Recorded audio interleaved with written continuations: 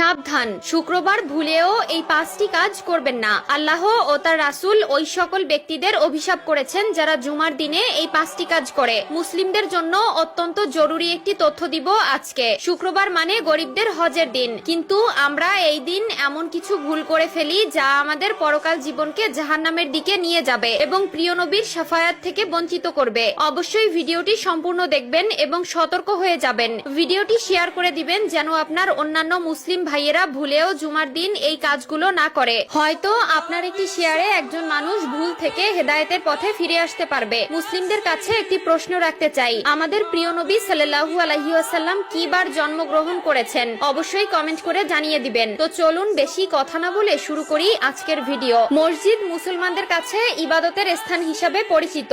এরপরও আমরা মসজিদে এমন কিছু কাজ করে থাকি যা মসজিদের পবিত্রতা নষ্ট করে। তাই মসজিদের পবিত্রতা রক্ষার জন্য কোরআন হাদিসে নিষিদ্ধ বিষয়ের উপর লক্ষ্য রাখা উচিত। 1 নম্বরে কোনো নামাজি অন্য নামাজিকে উঠিয়ে দিয়ে বসা যাবে না। রুদ্দুল মুখতার 630। মসজিদের ভেতরে প্রতি ওয়াক্ত নামাজ একই স্থানে আদায় করার জন্য কোনো লোক নির্দিষ্ট জায়গা রাখতে পারবে না। 2 নম্বরে রয়েছে মসজিদে হারানো বস্তু তালাশ করা যাবে না, কারণ মসজিদে দ্বীনের কথা বা কাজ ব্যতীত অন্য কোনো কথা বা কাজ করা নিষেধ। মিশকাত শরীফ 654। হযরত আবু হুরায়রা রাদিয়াল্লাহু তাআলা আনহু হতে বর্ণিত, রাসূলুল্লাহ সাল্লাল্লাহু আলাইহি ওয়াসাল্লাম বলেন, তোমাদের কেউ যদি মসজিদে হারানো বিজ্ঞপ্তি দিতে শুনে তাহলে সে যেন বলে, আল্লাহ তোমাকে ওই জিনিস ফিরিয়ে না দিক, কেননা মসজিদ এই সকল কাজের জন্য নির্মাণ করা হয়নি। মুসলিম শরীফ 568। 3 নম্বরে মসজিদে দুর্গন্ধময় কোনো জিনিস খেয়ে বা নিয়ে প্রবেশ করা নিষেধ। মিশকাত শরীফ 655। রাসূলুল্লাহ সাল্লাল্লাহু আলাইহি ওয়াসাল্লাম বলেন, যে ব্যক্তি দুর্গন্ধযুক্ত খাবার খায় সে যেন তার মুখ পরিষ্কার করা ব্যতীত মসজিদে না যায়, কারণ মানুষের মতো ফেরেশতারাও দুর্গন্ধ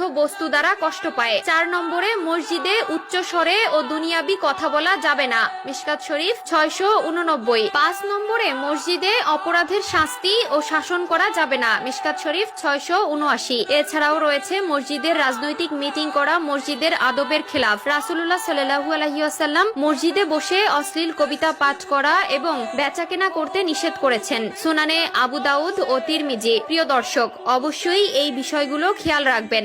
মসজিদে আপনার দ্বারা যেন কেউ কষ্ট না পায়। মসজিদ হলো আল্লাহর ঘর। আমাদের অধিকাংশ মুসলিমরা দিনের 5 ওয়াক্ত নামাজ আদায় না করলেও শুক্রবার জুমার দিন ঠিকই নামাজ আদায় করে, আর এই দিন এই ভুলগুলো সবাই করে থাকে। আল্লাহ আমাদের সবাইকে সঠিক বুঝ দান করার তৌফিক দান করুক, আমিন। আমি জাহান্নামে পুরুষদেরকে অনেক আযাবে ভুগতে দেখেছি, যার মধ্যে একজনকে পাথরের উপর মাথা রেখে অন্য পাথর দিয়ে অনবরত থেতলিয়ে দেওয়া হচ্ছিল, যার জিহ্বা অনেক দূর পর্যন্ত টেনে নিয়ে